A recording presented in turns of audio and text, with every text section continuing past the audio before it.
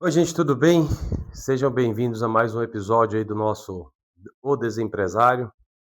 Eh, eu tive aí alguns dias de muitas reuniões produtivas e conversas com amigos e pessoas que estão ah, apavoradas, né, com o processo todo da reforma tributária. Algumas pessoas saindo do mundo corporativo e empreendendo, e é impressionante como, por mais que a gente saiba a dificuldade que tem de empreender no Brasil, as pessoas ainda se jogam nesse processo sem as informações necessárias, sem as precauções necessárias para que eles não venham a ter problema no futuro. Então, vou relatar alguma dessas experiências aqui. Antes de mais nada, eu queria pedir aí mais uma vez para vocês curtirem esse canal, compartilharem com as pessoas, com a maioria, com a grande massa que vocês puderem, para que essas informações cheguem e com isso as pessoas consigam, quando da tomada de decisão de empreender, elas consigam fazer de uma forma que elas não coloquem o seu patrimônio, a sua vida, né, em risco, porque a gente sabe que a vida de um desempresário não é fácil. Então vamos lá, o primeiro relato eu falei para vocês sobre os bloqueios de conta corrente, etc. E logo após a divulgação desse vídeo, uma pessoa me ligou, e falando: "Fred, olha, deixa eu te falar, eu tive um problema sério", eu vou relatar o problema dele aqui. Eu peguei um dinheiro emprestado com o banco, eu tentei, eu renegociei, eu não estava conseguindo pagar mais por conta dos juros, e a gente está vendo que o juro aí não vai baixar, né, só vai aumentar, e também a carga tributária aumentando, enfim, só traz mais dificuldade. A senhora não estava conseguindo pagar, e aí eu fui conversar com o banco, e aí o banco, a gente fez uma negociação. Antes mesmo de eu começar a pagar essa negociação, eu vou dar valores aqui fictícios, tá? Mas ele me falou o seguinte: olha, a minha dívida era de 100 mil, eu estava com 300 mil na conta, o banco bloqueou os 300 mil, o banco bloqueou os 300 mil, deixou esses 300 mil indisponíveis na minha conta, mesmo com o processo de renegociação feito, deixou bloqueado esse 300 mil na minha conta. Eu fui, liguei, tive que correr atrás, eu fui atrás disso, ah, peguei esse valor, falei que já estava negociado, mas eu precisava desse dinheiro que estava disponível no banco para pagar esse valor. E demorou-se 22 dias para o banco desbloquear esse valor para ele começar a pagar a renegociação feita. E nesses 22 dias ele ficou aí tendo que pegar dinheiro emprestado, fazer enfim, vários artifícios, né, para que ele pudesse, enfim, quitar a parcela e com isso liberarem o dinheiro dele. Então assim, eu vou dizer: "Fred, não é só dívida trabalhista não, né, qualquer dívida". E aí eu falei para ele, eu falei assim: "Amigo, deixa eu te falar uma coisa, se você tiver alguma dívida no banco, e você tiver um processo trabalhista e cair um dinheiro no seu banco, o primeiro a tomar o seu dinheiro é o banco". É por isso que eu tenho falado e conversado com vocês sobre isso. O alinhamento entre vocês, seus empresários, né, nós empresários e o banco é sempre muito importante. Pagar em dia o banco é sempre muito importante. E da incapacidade e impossibilidade de pagar, antecipar a negociação com eles também é extremamente importante. Isso tudo aí faz com que esse tipo de coisa ele fique minimizado. Não vai terminar, não vai acabar, não vai zerar, mas pelo menos fica minimizado. Então, essa é uma dica. Você tem empréstimo com o banco? Primeiro, está com dificuldade de pagar? Senta com o banco, conversa com ele, pede a renegociação, paga os juros, deixa o principal, alonga o principal, mas não deixa de pagar, porque o banco sempre vai ser o primeiro a tirar esse dinheiro de você.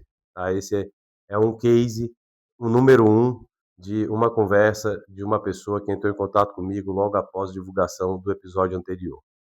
E aí eu tenho mais dois exemplos, né? Um outro exemplo de uma outra pessoa, trabalhava numa multinacional, saiu dessa multinacional, resolveu empreender, e aí ele me contando das dificuldades que ele está passando em empreender no Brasil, né? E pedindo para mim conselhos do que fazer. O caso dessa pessoa é muito interessante porque, as dúvidas ainda pairam muito na cabeça dele. Aí eu falei para ele, eu dei esse exemplo para ele, que eu acho que eu já falei isso aqui com vocês, mas vou falar de novo, tá. Eu vou fazer uma correlação entre as pessoas e as aplicações financeiras em banco, tá bom? Então, pessoas que aplicam na poupança, essas pessoas têm uma predisposição a serem funcionários públicos. Por quê? Segurança, estabilidade, não perde o emprego, está ali ganhando o seu dinheirinho, tem como fazer o seu planejamento, que é a mesma coisa da poupança. Rendimento pequenininho, está ali, está seguro, teoricamente, né, que nós já tivemos histórico no nosso país de confisco de determinados valores de poupança. Eu passei por isso, provavelmente muita gente aí já passou por isso também. A boa parte da nova geração nem sabe o que é isso, mas já passamos por isso. Mas o funcionário público tem a predisposição a aplicar o seu dinheiro, as suas economias na poupança. O empresário, por sua vez, ele já dá um pouquinho de risco, né? Então desculpa, o funcionário de empresa privada, executivo de empresa, toma um pouco mais de risco. E o que que ele faz para esse risco? É um fundo multimercado, é um fundo que pode até ter um percentual pequeno de ações nele, mas ele sai da poupança e vai arriscar um pouco mais para ganhar também um pouco mais. Esse é o funcionário da empresa privada, tá? E o empresário, amigo, ele está aplicando em bolsa de valores, é em criptomoeda, ele está aplicando em coisa que tem muito risco.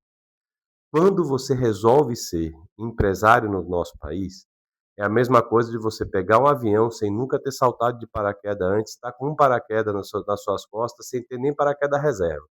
E isso daí é o empresário no Brasil.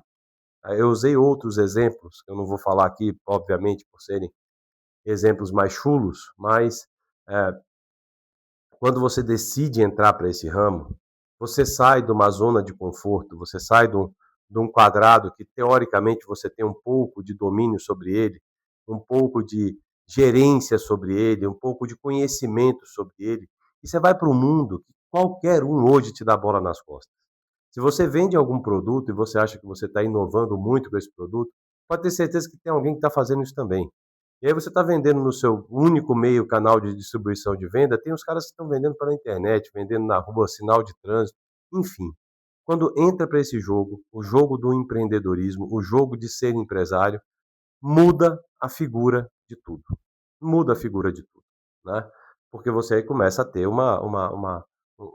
você perde o controle. Por melhor que seja o seu negócio, por mais inovador que seja o seu negócio, você perde o controle.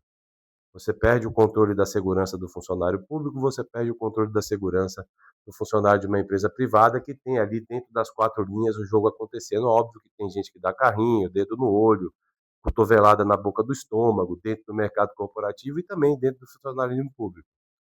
Mas é uma coisa que você sabe que ali você está sabendo de quem você está tomando. No empreendedorismo, não. Então eu estava conversando com essa pessoa e falando isso para ele, né? E aí até provoquei ele no seguinte sentido: faça uma análise profunda do que é realmente o seu desejo. O seu desejo é criptomoeda, é bolsa de valores, aquela coisa que um dia você está ganhando muito, outro dia você está sem nada? Se for isso, se você tiver com vontade de saltar de um avião com um paraquedas, sem paraquedas reserva, sem nunca ter saltado, se você tem essa predisposição, vai empreender. Porque isso é o empreendedorismo no Brasil. Se não, repensa, reposiciona, abre mais os caminhos e vai fazer o que você sabe fazer, vai para dentro de uma empresa, vai para o setor privado, vai trabalhar para alguém. Com a segurança que você, obviamente, vai ter o seu salário no final do mês, vai ter férias, vai ter 13º, vai ter previdência privada, plano de saúde, tudo isso que eu já falei com vocês aqui em outros episódios. Muitas vezes os empresários eles não têm isso. Eles têm para os funcionários, eles fazem isso para todos, mas não fazem para si. Então, esse é o segundo case de um segundo papo que eu tive com uma pessoa que saiu de uma grande multinacional e que está empreendendo agora em alguns ramos. E aí as dúvidas são as diversas. Fred, mas aí quando eu vou para o mundo corporativo hoje, eu boto o meu CPF está linkado a um CNPJ. E eu não sei se quando eu faço isso, o pessoal da área do mundo corporativo fala assim, bom, esse aí já não quer mais trabalhar no mundo corporativo, eu nem vou acessar ele. Então, são essas dúvidas que pairam na cabeça das pessoas que querem empreender e que assim, não tem livro, não tem nada que ensine, tá. Então assim, vou falar mais uma vez, cuidado, você que está saindo, cuidado, tá. Tem muita coisa que você tem que se preocupar antes de entrar no negócio de cabeça, né. E aí ele até contou uma história para mim: "Pô, você lembra de tal pessoa que trabalhava na mesma empresa? Ele também saiu, pegou a rescisão dele e pegou a rescisão inteira e colocou tudo dentro do negócio que ele queria fazer, e aí não deu certo, quebrou, ficou sem o dinheiro. Pelo amor do santo Deus, gente, não é para fazer isso, sabe? Você vai investir, tenha um pouco de tranquilidade, você não tem essa característica. Você trabalhou 25, 30 anos dentro de uma empresa, você sempre teve tudo direitinho e de uma hora para outra quando você sai, você pega o seu dinheiro, investe todo ele numa coisa só. Primeira regra da matemática financeira, quer dizer, segunda regra da matemática financeira, não coloca todos os seus ovos numa mesma cesta. Se você der um tropicão e cair, vai quebrar tudo. E foi o que aconteceu com essa pessoa. Extremamente inteligente, extremamente capaz, para fazer o que fazia e não para empreender no que empreendeu. Resultado, pegou todo o patrimônio que ele construiu, né, de um trabalho de uma vida inteira e acabou com ele, num único negócio, de uma única vez. Muito cuidado, pessoal. A gente está no Brasil. O Brasil não é um país sério. Eu já falei isso aqui algumas vezes. É só vocês verem tudo que está acontecendo aí nas notícias, ó, os escândalos um atrás do outro, os envolvimentos de todas as esferas públicas, entendeu? É só vocês verem isso. Não façam esse absurdo, não pegue as suas economias e jogue toda uma Fred, mas é inovador, é uma coisa que ninguém nunca pensou e tal. Ninguém nunca pensou até o momento que você pensou e colocou à disposição do mercado. Você pensou, botou à disposição do mercado, já tem alguém copiando. E tem alguém copiando lá no Cazaquistão, no puta que pariu que estão, na China, na Índia, deve em tudo quanto é canto. Tenham cuidado, tenham cuidado. Essa pessoa eu conversei com ela e falei: "Olha, se eu fosse você, dentro desses negócios que você está fazendo, comece a criar um histórico de crédito de dívida em banco. Pega um dinheiro no seu nome, sem aval da sua esposa. Pega um dinheiro, coloca no negócio, começa a gerar o negócio, faça histórico de dívida, histórico de bom pagador. Até porque, se você não tivesse histórico e um dia você precisar ir a banco, se você tem um histórico e você é um bom pagador, o banco até te dá um pouco mais de dinheiro. Se você nunca pegou e de uma hora para outra você precisa começar a pegar, o banco não vai te dar dinheiro. Ele não vai te dar por um único motivo. Pô, esse cara nunca precisou. Por que agora ele está vindo aqui? Vocês acham que banco é bobinho? Não é. Banco não é bobo. Governo não é bobo. Nós somos os bobos aqui da história. Os empresários empreendedores são os bobos da história.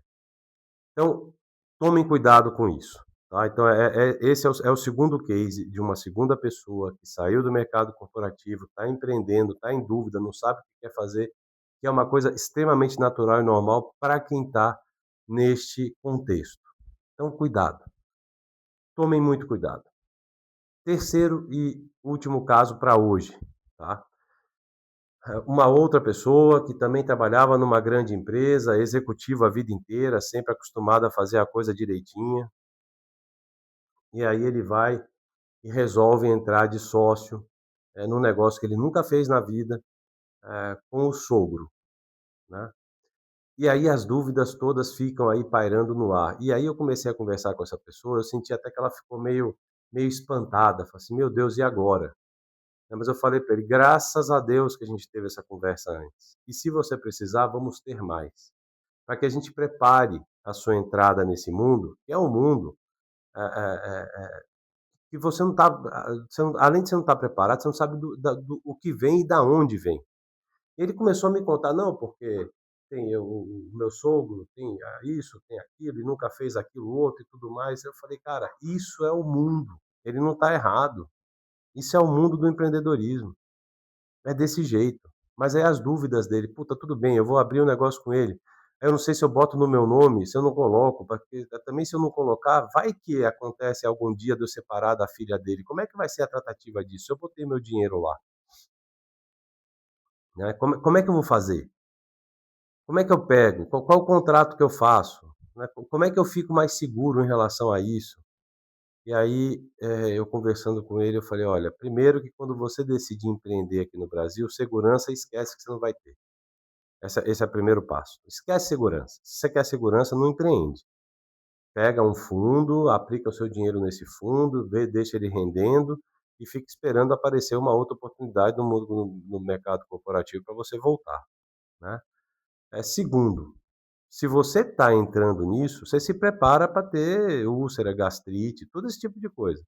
Crise de ansiedade, pânico, porque vai chegar uma hora que você vai ter que pagar 13º, férias, rescisão, e o dinheiro não está no caixa, e você vai receber daqui a um tempo, e se recebe, se não recebe, né, é complexo. "Ah, mas Fred, pô, mas a gente tem que ter uma reserva", tem que ter uma reserva, mas nem sempre essa reserva dá, nem sempre essa reserva é suficiente. Então, eu trouxe esses 3 casos aqui, cada um com a sua nuance, né, de 3. Um empresário típico daquele cara faca no dente, que está fazendo as coisas acontecerem, que tem que pegar empréstimo, que tem que pegar capital de giro, que vai para agiota, que o banco prende o dinheiro. Você imagina um cara que trabalha, de uma forma normal, legal, fica com o dinheiro dele preso, porque o banco negociou, mas está preso por causa de burocracia interna de banco. Aí é advogado, é juiz, enfim, é uma coisa, assim, impressionante. Para eles tomarem o seu dinheiro, eles não precisam passar por nada, é um juiz que vai lá, aperta um botão num tal do Sisbacen, Sisjude, Sis o caralho, bloqueia o seu dinheiro. Agora, para devolver, amigo, parece parto de extraterrestre na Lua com gravidade zero, entendeu? É muito complexo, então a gente tem que tomar muito cuidado com isso. Não é à toa que eu tenho falado para vocês, eu tenho um grande amigo meu que já fez isso, está lá no Paraguai, fazendo as coisas. Não é à toa que só cresce a fila de cidadãos brasileiros querendo tirar a cidadania paraguaia e começar a empreender lá. Porque lá o empreendedor ele é bem-vindo, lá o empreendedor ele é bem recebido, lá o empreendedor paga o imposto que é justo ser pago, e tem o que tem de serviço pelo imposto que paga. Não é que nem aqui, olha, você aí que está me ouvindo, que tem casa e que aluga casa, apartamento, que aluga ou por longo período ou por temporada. Você sabia que com a nova legislação tributária você vai chegar a pagar 44% de imposto? Antes você pagava 27,5%, que era o imposto de renda que já era, assim, exorbitante, já é exorbitante. Agora você vai pagar 44%, amigo, porque a Receita está dizendo que isso daí que você faz é serviço. E com toda a mudança da legislação a legislação tributária, eu fico com trabalhista na cabeça, com toda a mudança da legislação tributária, você vai pagar imposto de serviço sobre a locação, sendo ela por temporada ou por curta temporada ou longa temporada. Você imagina o impacto que isso vai causar na economia. Você imagina o impacto que vai causar com as pessoas que pegaram as suas economias e colocaram todas em apartamentos para locação. Como é que vai sobreviver pagando 44% de imposto? Será que eles vão pegar agora a diferença do 27,5 para o 44 e colocar tudo de aumento? Aonde gente, o salário não aumenta nessa proporção. As coisas não aumentam nessa proporção. Então, muito cuidado. Você aí que está me ouvindo, que tem o seu emprego, dê o seu sangue pela empresa que você trabalha. Seja honesto com você mesmo. Se você não tem perfil para a empresa e quer abrir o seu negócio, e tem perfil para abrir, sai e abre, mas abra com consciência. Abra com critério. Cuidado para não envolver a família, porque vai todo mundo para o saco, entendeu? Eu fico vendo essas coisas e muitas vezes eu fico meio revoltado aqui, porque como é que pode pessoas tão esclarecidas, pessoas tão inteligentes, se jogando para abrir um negócio, sem ter o mínimo critério de avaliação do risco que isso pode correr. Ah, Fred, mas você é muito pessimista, você só pensa no risco, você só pensa que vai dar errado. Cara, não é isso, eu já falei isso aqui. não é ser pessimista, é ser realista. Ser realista. No Brasil, o passado muda. Olha aí a legislação tributária. Quem fechou com locação de imóvel de temporada agora para janeiro, para dezembro, janeiro e fevereiro, já vai tomar esse susto aí de 44% de imposto que vai ter que pagar se fizer tudo direitinho e se tiver tudo registrado por dentro. A grande maioria não está. Nós sabemos disso também. Quanto mais aumenta a carga tributária, aumenta proporcionalmente a sonegação de imposto. Ah, mas agora a Receita tem um robô. Cara, o que vai acontecer? Vai ferrar a vida das pessoas. Vai incapacitá-las de ter a coisa feita aí, vai ter que fazer mais coisa errada, vai ter que arranjar um laranja, vai ter que sonegar de outra forma, porque não tem outro jeito, senão não sobrevive. Não estou incentivando ninguém a sonegar, que fique bem claro. Mas é o que desculpa, é o que o governo faz com a gente. Ele vai encurralando a gente de uma forma que não sobra outra alternativa a não ser sonegar. Então, pessoal, acabando aqui o episódio de hoje, eu queria só fazer um parênteses, né? Eu trabalho já há 10 anos com desenvolvimento humano, eu tive um burnout em 2013, e aí agora veio de novo à tona, né? Todo mundo falando sobre a NR1, que era para ter sido colocada em prática o ano passado, não foi, será colocada em prática agora em maio deste ano. E aí eu queria deixar um recado para você, empresário aí, pelo amor de Deus, gente, tomem cuidado. Tomem cuidado com que empresa que vocês vão colocar aí dentro de consultoria. Tomem cuidado com quem vocês vão contratar para fazer o trabalho de consultoria para vocês. Tomem cuidado com os médicos de trabalho de dentro da empresa de vocês, porque estão demonizando o trabalho. E isso é errado. Isso é errado. Já não basta você ser penalizado pela quantidade de imposto, já não basta você ser penalizado pela quantidade de mudança na legislação tributária, a gente tem uma grande agora. Já não basta você ser penalizado pelo governo, ser o seu maior sócio oculto e o seu maior inimigo, né? Agora você vai ser penalizado também por não cuidar da saúde psicológica das pessoas, porque a OMS considera o burnout uma doença oriunda apenas do trabalho. Balela, mentira, não é só do trabalho. Não é só do trabalho, tá? E a gente precisa ficar muito atento a isso, para que a gente não misture as coisas e não comece a transformar a empresa em um ser paternalista, como é o governo. Porque o governo ele aumenta imposto, ele arranja arrecadação, ele vai fazendo o que dá. E ninguém fiscaliza eles. Ninguém fiscaliza eles. A gente aqui não, a gente é fiscalizado 24 horas por dia. Então vamos tomar cuidado com isso, tá bom? Vamos tomar cuidado com o quanto que isso pode prejudicar, o quanto que isso pode trazer de prejuízo para nossas empresas. Por favor, gente, compartilha esse vídeo, curte, ativa o sininho, faz aí todo esse processo aí do YouTube. Eu preciso da ajuda de vocês para que essas informações cheguem a mais gente, para que a gente consiga preparar mais os empresários, para que eles tenham condições de ter uma vida pelo menos digna, ter condições de ter uma vida onde o seu trabalho, o seu esforço seja recompensado de forma digna e honesta. É esse o meu propósito aqui, informar para que a gente consiga ter uma classe empresarial mais, desculpa, que tocou o telefone aqui, mais saudável, tá? Então, curte, compartilha, ativa o sininho, manda para os seus amigos.